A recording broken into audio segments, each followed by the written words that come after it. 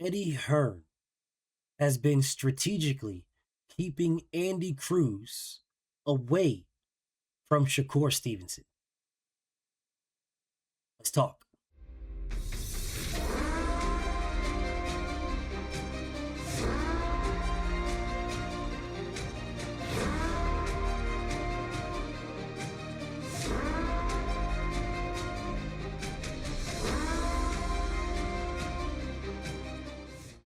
Shakur Stevenson signed with Eddie Hearn after he fought Artem Bum in his last match with Top Room, his last fight with Top Rank. I mean, not Top Room. His last fight with Top Rank, he fought Artem Bum, and he was now locked in with Eddie Hearn. And under Eddie Hearn, he fought two fighters, William Zapata and Josh Knick-Knack, Paddywhack, Give a Dog. Donovan was set to fight two other people, but one of them is irrelevant to this, really. Low-key irrelevant. One of them is. However, he already had Andy Cruz. Like, he already had Andy Cruz locked in. He already had him. So he signed Shakur Stevenson and he had Andy Cruz. And you would think that the in-house fight is the easiest fight to make because they're in-house, right? That's what you would think. Now, if we are looking at Shakur Stevenson's ranking, the only one that matters is Knick-Knack Paddywhack. That dude right there. It's the only one that matters in this scenario. Now, there was another one before this, but this one is the most important one. It's the most important one. This was the first fight under the contract with Matchroom. Of course, it was supposed to be another dude. I'm not even going to speak his name. And, Shakur Stevenson faked an injury to get out of that fight because it was a bum-ass fight that nobody was asking for, right? No one was asking for that fight whatsoever. But then Andy Cruz signed to fight somebody the month before Shakur beat Josh Padley. And it was this guy right here, Omar Gomez. This is going to be important in a few minutes. Give me a second. Now, Shakur Stevenson was supposed to fight this duck-ass nigga, but Duck Schofield faked his own death and pulled out of the fight, right? He faked his own death. Scared to death. He just wanted to use Shakur Stevenson's name to catapult himself. He never had any intentions on fighting Shakur whatsoever. Yet he never had any intentions. But see, this is not the issue that comes to mind for me. Now, if you look at when he fought this guy, right? So if you look at when he fought Omar Gomez, it was January of 2025. Now, if you go back, because he had fought before this, one fight before he fought Omar, and it was some bum dude, whatever, that he beat, some bum dude, whatever. But he was ranked number 7 in the WBC when he did it. Shakur Stevenson was a WBC champion, right? Again, in-house fight, number 7, Shakur Stevenson. You only had Shakur for 2 fights. That's all you had him for. Josh Padley, William Zapata. It only makes sense for you to put Shakur in with your guy that you have locked in with you, Andy Cruz, in order to make sure that that WBC title stays with Matchroom.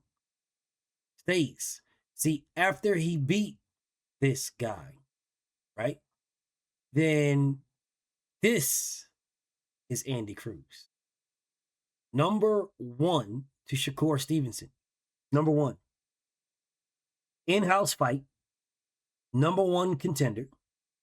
And instead of fighting in-house fight, number one, you fight Duck Schofield, who was not even ranked in the WBC. And of course, Duck Schofield faked his own death and pulled out of the fight, which is why you fought number 13 or so, Josh Padley, or 16, Josh Padley, right? That's when Josh Padley came into play and you fought Josh Padley.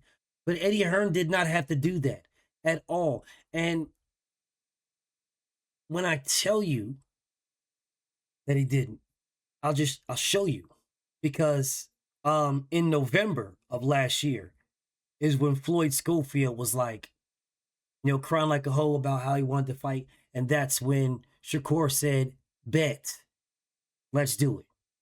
Now, Shakur Stevenson pulled out of his last fight in October with a hand injury, right? So this fight was supposed to happen in February. This was supposed to happen in February. Now, you would say, okay, BF, but what does that got to do with Andy Cruz? Well, Andy Cruz signed to fight against Omar Gomez on December 1st, which means that instead of negotiating or working out any deal with Floyd Duck Schofield, who Shakur Stevenson already told the world that he wasn't going to fight. He knew he wasn't going to fight. That's the reason why y'all had Josh Padley on standby. There was legitimately no reason to have Josh Padley on standby if y'all thought that Duck Schofield was going to fight. Y'all didn't believe he was going to fight. Shakur said he wasn't going to fight. So why even negotiate with him? Why even do a deal with him? Why work with this man at all? I will tell you why. Because you had no intentions on putting Andy Cruz in there at all whatsoever with Shakur Stevenson. At all. I am telling you, he absolutely, when Shakur Stevenson got that fake hand injury and had to pull out of that fight that didn't nobody want to see, right? And then his next fight was scheduled in February. He absolutely could have made that the Andy Cruz fight. So instead of it being Floyd Duck Schofield or Josh Padley, no, it could have been Shakur Stevenson, champion, and number one Andy Cruz. That's what it could have been. Shakur Stevenson, the champion, and his number one. Eddie Hearn didn't even try to force this fight. Didn't even go to the WBC to ask this to be a mandatory or nothing. Although now, y'all gonna say, oh, William Zapata was the mandatory. He was, because he was the interim champion. He was the interim. But the number one was Andy Cruz. Yeah, William Zapata was the interim. Shakur Stevenson was the WBC champion. Zapata was the interim champion. And Andy Cruz was number one. This is how it was. They absolutely could have made Shakur Stevenson versus Andy Cruz in-house fight and then still fought William Zapata. Still. Hell, if you put Shakur Stevenson versus Andy Cruz in in-house fight and Andy Cruz wins, you could have put Andy Cruz versus William Zapata. But of course, y'all didn't do that, right?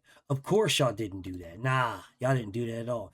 Oh, come on, BF. How they going to put him in there? He's just a prospect, BF.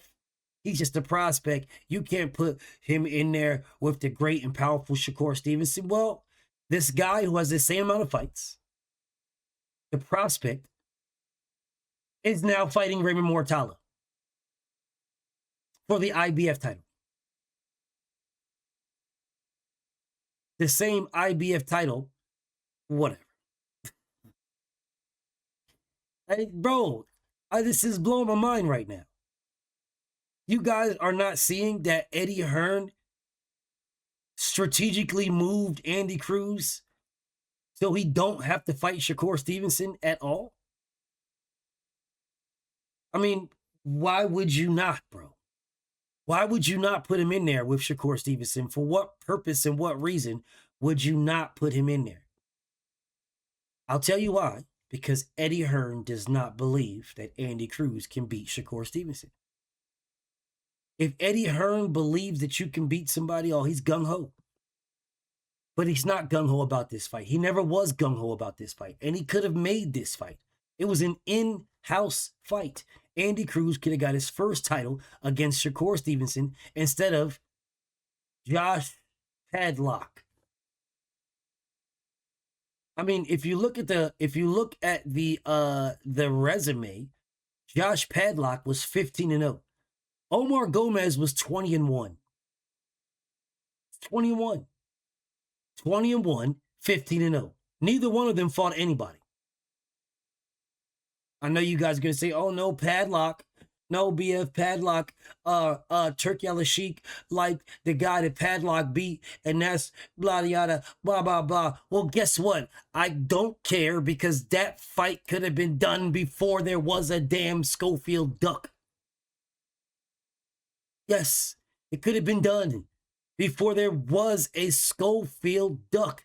This is December 2024. This is November 29th, 2024. Instead of having Schofield, instead of having Omar, it could have been Shakur and Andy. As you see the dates, they were doing negotiations at the exact same time. Meaning, instead of this bum-ass duck and this dude right here, you could have had Shakur and Andy Cruz. This fight right here would not have been Josh Paddy Whack. It would not have been Josh Paddy Whack at all. This fight would have been Andy Cruz. That's who it would have been. It would have been Andy Cruz. That would have said Andy Cruz, yo. It wouldn't have said Josh Padley.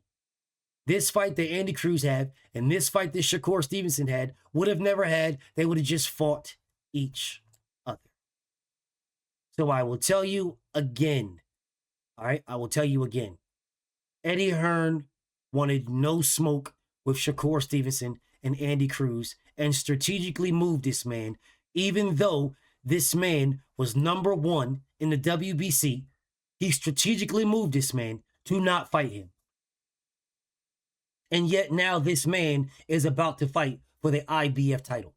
So Eddie believes that he can beat Raymond Mortala, but he doesn't believe he can beat Shakur Stevenson, which is why he maneuvered him the way he did. But you guys let me know what you think. BFTEB, shout out to the mighty LDBC. I'm out. Thank you for watching. Like, subscribe, share, hit the bell notification for all future content.